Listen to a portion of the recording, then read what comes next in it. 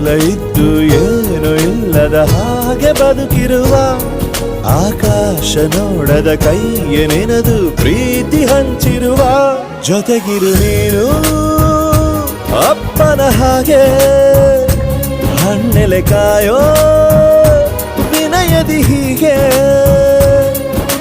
ನಿನ್ನನು ಪಡೆದ ನಾವು ಪುನೀತ ಬಾಳು ನಗು ನಗುತ್ತಾ ಬೊಂಬೆ ಹೇಳುತ್ತೈತೆ ಮತ್ತೆ ಹೇಳುತ್ತೈತೆ ನೀನೇ ರಾಜಕುಮಾರ.